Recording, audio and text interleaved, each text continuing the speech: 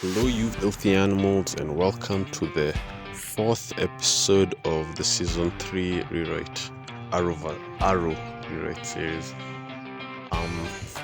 This one's a long one, so there's no time to waste in long stories. Let's begin. The episode begins with Dinah Lance standing at the window of the clock tower, the same clock tower where her sister Cassandra Lance once stood. She will look out at the nightlife of Starling City, her beloved Starling City, this city that needs her to defend it. Then she'll turn around and we will see Sin opening boxes. We'll be able to see that the two women have been cleaning up the place. They will take a tally of all the resources that Cassandra left behind. She didn't leave everything. She obviously carried most of her stuff with her, but she did leave some things, including a metal bow staff, which can be split around the middle to turn into two of those sticks that Oliver trains with all the time, several shuriken, some traps around the clock tower for security, a walkie-talkie that's connected to the police frequency. Most likely she got it from her dad. Then again, not really, because in the rewrite she'd never revealed herself to her father. As far as her father knows, she's dead. And finally, a mask. That's all. Everything else Dinah will have to resupply for herself. Dinah and Sin agree that if Dinah is to become the Black Canary, she will need a costume. Sin will also tell her that the group that has been harassing people in the glades has grown even more frequent, and Dinah vows to put an end to this. The scene cuts to Oliver teaching Roy how to shoot arrows at bouncing balls. Some good old protege, and mentor training scenes. Then they begin talking about the trick arrow, the boxing glove arrow that Oliver invented in the last episode when he fought Ted Grant, and Roy can begin to tease the idea of trick arrows, but Oliver will say that'll never work, that's too crazy, and we need to focus on the mission, not corrupt it with shenanigans. And the camera will pan to Diggle and Felicity on the computer, and Felicity will throw her hands in the air and say, "I give up, it doesn't exist, you probably made it up." Oliver will walk over to them and ask, "What's up?" And Felicity will look at him, then at Diggle, and she'll give him that classic Felicity look that we got used to in those later seasons. Diggle will just stare at the computer, not saying anything, until Felicity whacks him on the head. Then Diggle will shake his head, look up and say, "Last year, when I was leading the Suicide Squad, Deadshot revealed to me some additional information in regards to my brother's assassination. Namely, the name of the organization that hired him. Felicity has been helping me figure out more about them, or at least trying to."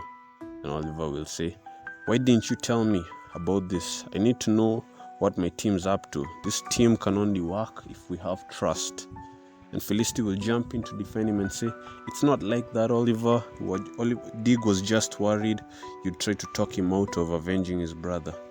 And Oliver will look at Diggle and ask, "Why would I do that? I promised I'd help you, and that's what I'll do." And Diggle will say, I know, I'm sorry. I'm just so stressed. I'll keep you in the loop next time." And Oliver would say, "That's all I ask." Then Roy, who's been quiet this whole time, will ask, "So, what was the organization that hired Deadshot to kill your brother anyway?" And Felicity will respond, "Have any of you ever heard of Checkmate?" Roy will shake his head, but Oliver will say, "Did you just say Checkmate?" And Diggle will look up in shock and say, "Yes.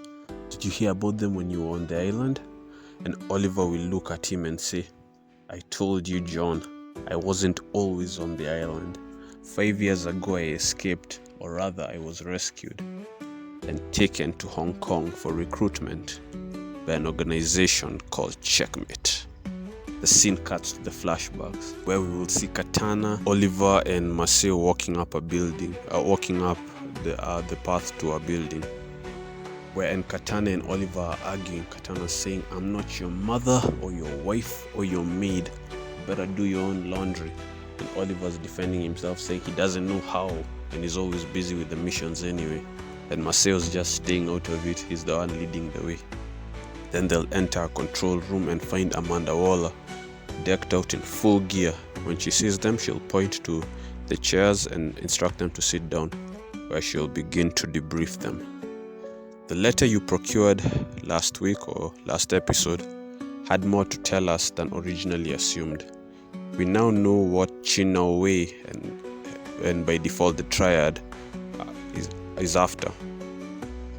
This here is Dr. Roquette, a scientist from Mr. Quinn's home city, who theorized that if three distinct components were ever fused, they would create an incurable virus that would spread around the city in a matter of hours and around the planet in less than a year. This virus has nothing to do with coronavirus, that's just a complete coincidence. Anyway, the three chemicals are designated the names gamma, alpha, and beta. Or the GAB virus for short. Dr. Roquette had already completed the first chemical, the alpha component, when the potential application of her work in chemical warfare became clear to her, and she got some common sense. Because why would she make that and not realize it was going to be used for chemical warfare? Anyway, she destroyed her notes and went into hiding. But intelligence obtained from the letter that you procured informs us that the Triad captured her, and they plan to force her to create all three components of the GAB virus and fuse them. Back when she was beginning, she had estimated that the entire process would take a total of 48 hours. So assuming that they started immediately upon her capture, we are 36 hours behind schedule. This is a priority 1 mission, and as such, all pieces on the board are being deployed. Oliver will interrupt, saying, "Wait, Maceo's wife is an agent?" Waller will look at him, annoyed, and say, "That's the last time you will ever interrupt me, Mr. Quinn." But to answer your question, yes, Tatsu has been an agent of Checkmate for over 2 years. An agent of what? Checkmate, top secret intelligence unit tasked with the international and domestic security of America. We are all of us agents of Checkmate. The Yamashiros are pieces on the board. Maceo is the Black Queen's rook. Tatsu is the Black King's rook. I am the Black Queen. Oh, and what am I? The White King? You are just a pawn, one of the expendable pieces. Every expendable agent is just a pawn, and only the top 16 agents are pieces of value. Not even I know the identities of all 16 pieces. The main pieces, that is, and not the pawns. Oliver will respond by saying, "You said earlier that all pieces are being deployed on the field. Does that also include..." Well, I will say, "Myself? Yes, I will be the team leader, and our 12-hour window shortens with each moment. All of you gear up and report in 15 minutes. The security of the free world depends on us." And then Oliver and the Yamashiros will step out, go to the dressing room to receive their weapons and their gear and stuff. So let me explain the scenes that have happened before I go forward. Because if you can't tell by the setup and even by the length of the episode, I mean, I've not finished recording, but the script is over 10 pages, so it's gonna be a long one. This is a very important episode. First things first, that boxing glove arrow. I have a hypothesis that the reason why the Flash TV show was so much more popular than Arrow and Supergirl, at least one of the reasons anyway, is that the Flash writers knew how to make the Flash's powers seem fun and exciting. When season 1 of The Flash came out, we had scenes of Barry using his speed to just make his life a breeze. Like when he got the coffee done quickly for all the customers in that line and they just paid the waiter or the barista, I mean. Or when that one burglar, that poor guy, tried to rob him and Barry just messed with him. You know, scenes like that would make you wish that, God, I wish I had super speed. And the way you know that it's not just the powers, it's the writers themselves. When the elongated man was introduced, they did the exact same thing. They knew how to make Ralph Dibny's powers seem so fun, and by default make the audience wish that they had those powers. And it's not just the fun aspect, although it's the more important aspect in my opinion, but also there was always something new to unlock. And when it happened, it didn't happen just randomly. There was build up, and there was hype, and there was some celebration whenever he unlocked a new ability. Maybe he ran on water, or he ran up a building, or he ran back in time. Especially when he ran back in time. Do you remember that episode? May remember it like it was yesterday. It was so hype. Everyone was talking about it in my school, because at the time I was still in school, and the writers knew how to make things hype and to make the powers seem ever more exciting. Now, when it comes to not doing this, the biggest offender by far is Supergirl. She has even more powers. What were they thinking? But I'll get to Supergirl when I get to Supergirl, because I have so many plans there. And I can tell you season 1 rewrite is starting with me ranting, just complaining.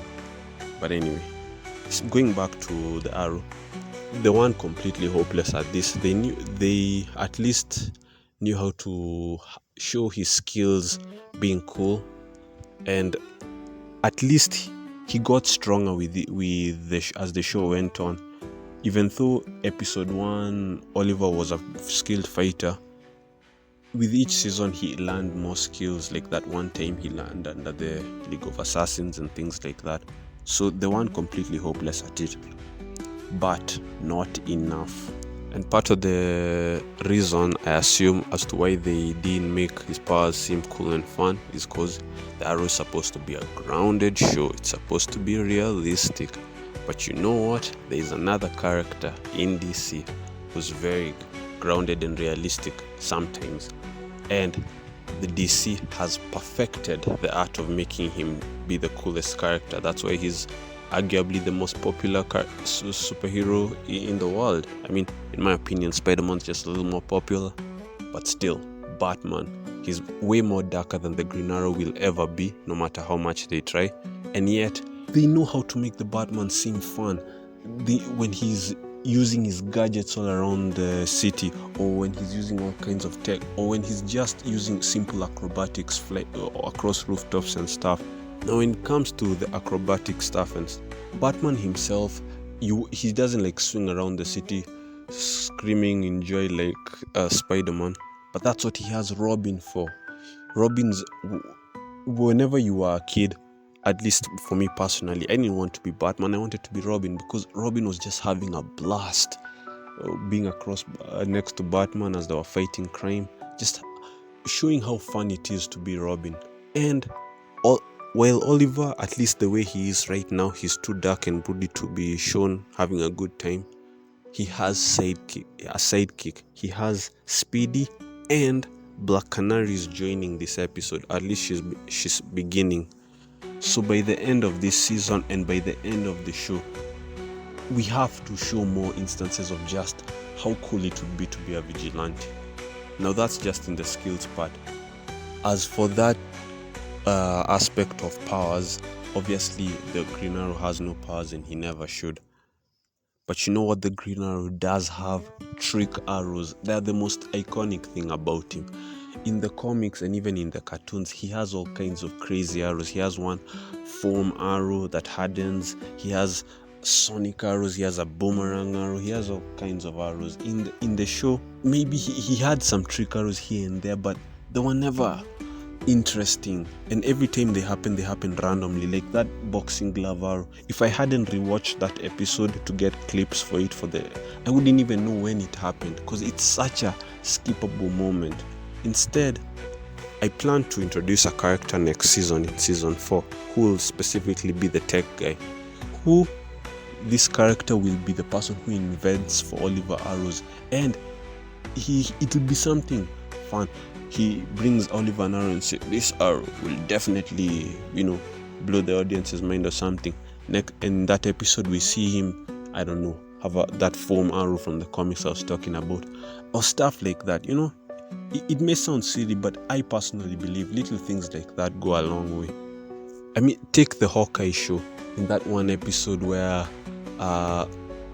Hawkeye, Clint Barton, that is, shows the other Hawkeye, Kate Bishop, the Pym Tekaru, the one that expanded. That was so fun. That was probably like the highlight of the season. I mean, I think it's a pretty underrated MCU show, but point is that was a hype scene, and the Arrow had way more seasons. They should have done way more of that. And another example I want to show is of a show that's really unpopular, but at the same time very popular, at least with the kids and whatnot. Teen Titans Go. There's this one episode where the Titans, Robin has to babysit the Batcave, and the other Titans follow him there. And when they're there fooling around, they hype up the master Batarang, the most powerful Batarang in the Batcave. And the whole time you're like, what does this thing do? And in the end, it ended up it was just a fireworks Batarang. But the way they just made it seem so cool. We should have things like that. We should have the Master Arrow. The audience wonders, what does this thing do? You know, you get what I'm saying? Anyway, that's on the side of the boxing arrow. Moving over to the big twist of the episode, which is that Oliver was part of Checkmate. Yes, the organization that's hiring them all when they're doing their time in Hong Kong, Waller, the Yamashiros, they all work for Checkmate. And then, you know, they all moved on with their lives. Waller's now at Argus, the Yamashiros are God knows where, and Oliver's now the Green Arrow or the Arrow. Let's discuss this mission. The Gab virus is literally just the Alpha Omega virus from the original. I didn't like its execution in the actual show, just like a lot of people, but it as a concept, I don't think it's a bad concept, especially for the flashback storyline. And so it being called the Gab virus, it's just that I wanted to add an extra element, and I didn't want to call it the Alpha Omega Beta virus. That would take too long, so just the Gab virus is shorter. Also, yes, this episode we're gonna see Waller as a field agent, because I think that would be a pretty cool idea. This is flashback Waller, this is in present day Waller, so the young Waller should be on the field doing things. That sounds like a cool idea to me, at least. I have recently come to discover that Amanda Waller is a very hated character, especially with the Absolute Power event that happened recently, and even with the Suicide Squad Kills the Justice League show. But I personally like the character, so sorry, you know, she has a big role this season, but there's nothing I can do. I had already written this a long time ago. So I want to talk about how Checkmate works. To those who don't know, Checkmate, they're just, the agents are like pieces on an actual chessboard. You know, the 16 white pieces, the 16 black pieces, and the main pieces are, you know, the actual pieces, not the pawns. Now, I could be wrong about this, but when I read the Infinite Crisis Omnibus way back then, I'm pretty sure that the Black King is the highest ranking piece, which is why Amanda Waller's the Black Queen. She's like the hand of the king in Game of Thrones. But my point is, she's like second in command to the highest ranking member. She's not the Black Queen just because she's a black woman. And who knows, maybe one day she'll aim to be the Black King like she was in the comics. So anyway, moving over to the present day, Team Arrow will be mind blown by the reveal. Oliver will say he doesn't know why Checkmate would want Andy Diggle dead, or even where they are. He will say that when he left Checkmate, it was as an escapee, you know, he was running for his life, and so he never learned the finer details of how it worked. And everyone he knew from his whole life in Hong Kong is, as far as he knows, dead, because when they left each other, they vowed to never contact each other so that Waller couldn't catch them all. So the only person he knows for a fact from his Hong Kong life to still be alive is Amanda Waller herself, who they all know is working at Argus and actually is in charge of Argus. So this is the suggestion Oliver gives Diggle. Since he's a freelancer at Argus and he sometimes gets sent on missions, he just waits for the next time he gets sent on a mission, and then he decides he either confronts Waller directly, because even though she wasn't in charge, she was pretty high ranking back in Hong Kong, so she probably has some answers. Or if he doesn't trust her to give him the answers he seeks, he can like hack her computer or something. Diggle accepts he'd want to do it sooner, but he can't just walk into Argus, especially since his wife is still on that long-term mission. Now after that, the plot of the episode will follow the original episode 7 of the same title. We will see Cupid's debut, and she will follow the same plot except for 3 important changes. 1. Like I said, she didn't kill Isaac Stanzler at the end of the last episode, so this episode will begin with her killing some random criminal. 2. As a character, Cupid will be much younger than she was in the original, closer to Roy Harper's age. The actress can remain the same because I looked it up, and the actress was 2 years younger than Colton Haynes, who played Roy Harper. So I see no reason why she can't continue playing. And the reason for this change is, in the original, Cupid's crazy love for Oliver was used to show how Oliver wants to get together with Felicity, but he can't because Felicity is in love with, Roy. Felicity was in love with Ray Palmer, and all kinds of shenanigans were happening. But in the rewrite, Oliver isn't currently pursuing anyone, especially Felicity. So it just wouldn't work. But you know who else is on Team Arrow? Who's missing their loved one who they can't have? Who's also an archer? That's right, Speedy. So in the rewrite, during the events of the season 2 finale, it was Roy who saved Cupid. You'll remember in that episode he had a bow and arrow and everything, so it would work just fine. And so it's Speedy who Cupid's in love with, and everything from the episode will happen exact same way, with a few interactions changed for it to make sense, all until the final scene, but I'll get to that later. The third change to do with Cupid is that she is a meta-human. Her powers will be nothing special, just heightened reflexes, and I guess a little bit of extra strength. And this can also help explain how she's even a threat for Oliver and even Roy, because what training does she have? So yeah, heightened reflex. Not Slade Wilson level, but above average. And with that, I have a small rant here. In the original, Mark Guggenheim, the showrunner for Arrow, said that they experimented with bringing metas into Arrow and concluded it wouldn't work for the tone of the show. That one episode with Ray Palmer where they bring that guy who shoots lasers. Anyway, in my opinion, respectfully, I think that's nonsense. I mentioned Batman earlier as being a much darker character than the Green Arrow, which is true. And Batman fights superpowered people all the time. He fights characters like Poison Ivy and Mr. Freeze and all kinds of, and Killer Croc. And it never affects the tone.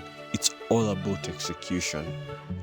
And by not having a few metas in the issue, you just make the world smaller.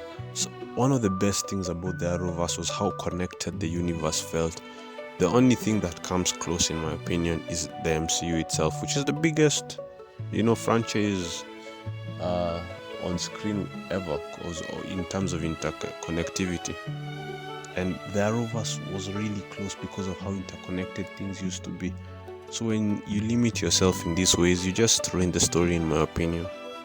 There is a way to introduce these metas without making Arrow seem like Flash 2.2. You just keep the tone. Like in this particular example, nothing's really changed. She just has extra reflexes, but the tone of the episode will remain practically the same. Anyway, there's something important I want to note about Oliver as a character. He won't be too happy about this. Oliver will represent the audience's rejection of the fantastic in this grounded world. It's something we saw him do in the first crossover Invasion, the one with the Dominators. When Supergirl first showed up, he wasn't interested in her because she was an alien. It was too much for him. So I thought that would be an interesting character flaw for him to have from the very first meta. I mean, technically this is the second meta, because by now he's already talked to Barry and told him he's gonna be the guardian angel of his city. But we'll see. He was just holding it in, and in reality, Oliver, he doesn't like the way the world is changing, how there are all these superpowered people all the time. But what can he do?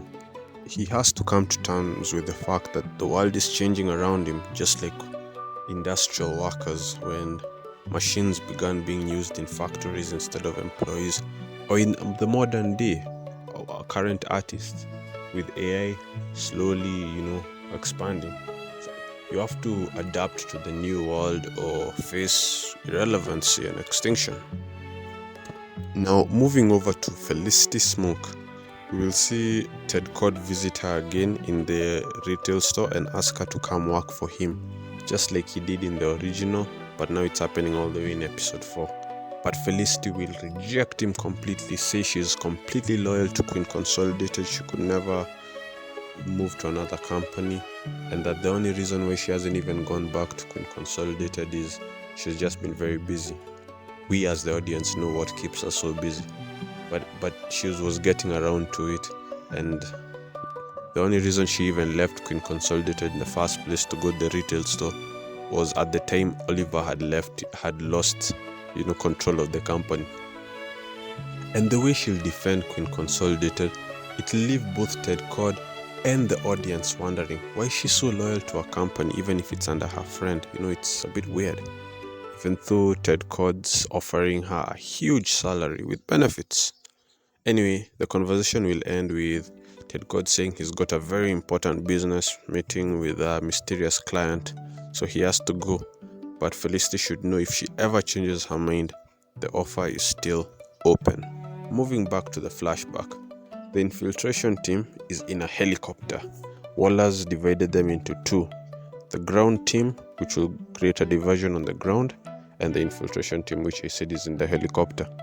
And the infiltration team is 4 people: Waller, Oliver, Katana, and Maceo, who are both being divided into 2 pairs, girls together, boys together. So their mission will be to extract Dr. Roquette and any and all components of the GAP virus that she may have completed. Under no circumstances can the Triad be allowed to create the GAP virus. They must do everything in their power to ensure that it doesn't happen. And then they've been ordered to rendezvous at the rooftop in 30 minutes for extraction. After, they get dumped on the roof and then the helicopter leaves, and in 30 minutes it will be back for them. And I want to describe Oliver's outfit. He'll be in a standard checkmate, combat suit, but with Shadow's hood on top, the green one. And he'll insist on using bow and arrow instead of guns, which is something Maceo can make fun of him, but say, just like my wife, she also refuses to use a gun, she has her knife. Or actually, let's say, she does have a gun on her hip, but she's not gonna use it at all, she'll just use the sword. Anyway, they move in and Oliver and Maceo take down a few guards stealthily, and they find Dr. Roquette in a lab with 2 guards. She has some bruises to show she's been coerced. Other than that, she's fine. Oliver and Maceo will take down those 2 guards and say, "Dr. Roquette, come with us if you want to live." But then she'll reveal she can't. Cut to the present day, where Dinah and Sin are on a motorbike in the glades. Sin will say, "This is the joint where the new group likes to harass people." As they are speaking, they will see some punks harassing a guy, and that's when Black Canary will make her debut. And after kicking their asses, she'll say that line, "I'm the justice you can't run away from," when she's asked who she is. Now, as you can see from the thumbnail and from the screen, Black Canary's outfit is different from what we actually saw her wear in season 3. And there are a few reasons for that. One of them being that me personally, I just disliked the Earth One, Black Canary, floral suit. I thought it had too many belt buckles, it looked silly, I didn't like it when I first saw it, and I still don't like it to this day. 2, this fine suit that I've come up with here is very comic book accurate, and you can never go wrong with comic book accuracy. Originally this was going to be her final suit, with the reasoning being that when she first began, she was wearing, proper suits like the rest of them, other vigilantes and superheroes, just to fit in with them. But as the seasons go by and she becomes more of a refined superhero, she starts to, wear something she's more comfortable in. So by the time she's in season 8, she just wears the biker jacket and the fishnets because that's what she's comfortable fighting in. But I thought that the reverse makes more sense actually. That because she's not Cisco, she doesn't specialize in making suits for heroes and whatnot. Now that her sister Cassandra didn't leave her any of her old suit. Like in the original, that buckle suit was supposedly left by Sarah before she died. But in the rewrite, when Cassandra left for the League of Assassins, she left wearing her suit. The only thing she left behind was the mask, which I mentioned earlier in the episode. So Dinah had to make this for herself, and it makes more sense.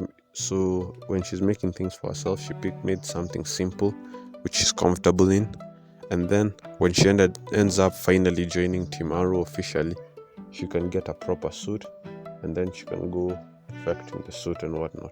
Anyway, enough about the suit. After Black Canary wipes the floor with these guys, she'll ask one of them, "Who are you working for? Why are you harassing people in the glades?" And the guy will say, "I serve the Cobra, and so I have no fear." And as Team Arrow is busy with Cupid, Black Canary and Sin will investigate what does this guy mean, or that he's working for the Cobra. And they'll find throughout the episode, that is, and then they'll find out that there's a new group in town called the Cult of the Cobra, which is a remnant of the Church of Blood under Brother Blood from last season. And this will make it personal for Black Canary, as she was one of the people most affected by Brother Blood, and so she'll vow to see the Cobra destroyed by any means necessary. But that will have to wait till the next episode. Also, there'll be strong evidence that the Cult of the Cobra may be Nissa's kidnappers, because they also are a group that's in the glades. So they were around the same area where Nissa was kidnapped. But we'll have to see where that goes next episode. So anyway, in the final confrontation between Speedy and Cupid, or in the original it was between Arrow and Cupid, but this time it's Speedy. Speedy will tell Cupid, just like Arrow did, that he's destined to be alone, and he's not the person she thinks he is, and in this additional context, he's referring to the fact that he killed that poor police officer last season. But because I don't want it to be 2 episodes in a row where Oliver had nothing to do with the final interaction, we'll say that in that scene where he's been handcuffed to the railway, Speedy will kick Cupid out of the way so that she doesn't get hit by the train, and he'll close his eyes and accept his fate. But then that's when Oliver, the Arrow, will come in clutch, shoot an arrow, which will shatter the handcuffs that have him chained to the railway, and jump, pushing Roy and himself out of the way. So everyone's gonna be fine. And because it was Speedy who specifically pushed Cupid out the way, so she convinces herself that he truly loves her, despite everything that he's just told her, just like in the original with Arrow. And when Oliver hears this, he goes to her and tells her she's going to jail for a long time. So anyway, cutting back to the flashbacks, we will see Waller and Katana have infiltrated the server room, and they're copying all the data. And this is a perfect opportunity for the audience to see both of them in action. We should see that Waller can fight. Obviously, she's not League of Assassins level, but she can fight the same way we sometimes would see Layla Michaels fight. She's above average, Katana, on the other hand, is a different beast. We'll see her just going to town. Imagine the Black Widow scene from Iron Man 2, where there's like a hallway of people and she's just doing the Lord's work. So I want a scene like that for Katana, because I really like Katana. And obviously when she's doing all this, she's using her sword. Anyway, Waller will call Maceo for a status report, and that's when they'll find out the big issue. Dr. Rocket has explained that she had almost completed creating the beta chemical, which is apparently the most complicated of all three components. The Triad forced her to describe the process for all three components when they first caught her, and they decided that the Gamma, so long as they have her notes, is not that complicated and they can do it themselves. And the Alpha is not that big a risk, because if the Americans interfere like they're doing right now, there's already a completed Alpha chemical in Sterling City, the first one she ever made before she woke up and realized what her work was gonna be used for. But the beta chemical is, like I said, the most complicated, and they can't replicate it themselves. They need her to make it for them. So that's what they had her doing, and it's almost complete. But they can't leave it, or like I said, they can make the Gamma for themselves and they can obtain the Alpha from Sterling City. So if they leave the beta, the Triad they will be able to make the full Gab virus in a few short months, in less than a month or whatever. And Waller will ask, why don't you just destroy the beta that she was working with and take her with you? She can always make another beta when she's under American custody. But then that's when Oliver, who's listening in, will say that apparently the machine that's producing the beta virus has a safeguard, that if the process is halted before it's completed, it will disperse the chemical into the air, and it's very toxic, even though it's not as contagious as it would be if it was combined with the other two components. Each component are still very dangerous, and if it was dispersed in the air, every single person in the building would die, including the checkmate agents who are here. And the doctor estimates that it would spread for at least 3 city blocks in a 3 city block radius before it would finally have dispersed enough in the air for it to no longer be dangerous. So that's a lot of people dead. So the long story short is they have no choice but to wait behind enemy lines until the machine is done. And it's almost done, but it's not done. And those few minutes are life and death, because they're being surrounded by Triad goons from all sides who are realizing what's happening. So they'll have to hold behind the lines, wait for it to finish, and then extract themselves out. And that's where the episode will end in terms of flashbacks, because I thought it would be interesting for a nice change of pace, that this episode, the cliffhanger is one in the flashbacks, not even in present day. So I thought that would be a nice change of pace. And this is what I meant when I said that the next episode will be a two-parter, but not really. The two-parter is in the flashbacks. The flashback, the story is not done, it will be finished in the next episode. But there will be a true, proper two-parter in the second half of the season. But this is like a half of a flashback, a quarter flashback, I guess. Anyway, there are two final things to add before the episode ends. One is that when Cupid is being transported to Iron Heights alongside Wild Kitten from the last episode, their truck will be stopped, and when the door is opened after they hear some fighting outside, we will see the man with the white bullseye on his mask. And then the two prisoners will think that he's here to kill them, but then he'll say slash, and he'll cut them free with his sword. And after that, we'll have a wholesome scene. Oliver and Roy will get back, being so tired after the events of the episode, and find that Thea has written back. But here's the twist. For the first time, the letter isn't addressed to Oliver, it's addressed to Roy. And when Oliver sees this, he'll smile, put his hand on Roy's shoulder and say the same advice that in the original Dig will give to Oliver after the events of the episode and tell him, don't give up on love. Things will all work out in the end. Then after that, he goes upstairs to leave Roy to read the letter in privacy. And when he opens the letter, we get a voiceover from Thea. And she'll start by apologizing for not writing back. She'll say that she was genuinely angry, but she was mostly really busy. She'll tell him that he mustn't feel guilty about anything. He's a good person, and both her and her mother Moira saw that. That's why they invited him to live with them, and that's why Oliver hasn't kicked him out and never will. And she also tells him that he mustn't judge himself for something he did when he wasn't in control of himself, and to remember that as Speedy, he has saved a lot of lives, and if what he seeks is redemption, beating himself up it's no way to make amends. The only way to redeem yourself is to continue to do good and to honor the past and learn from it. Then she'll tell him that her time in Corto Maltese is over and she's going to Libya to visit the sites, and she'll promise to keep him informed of her location so he can always reach her.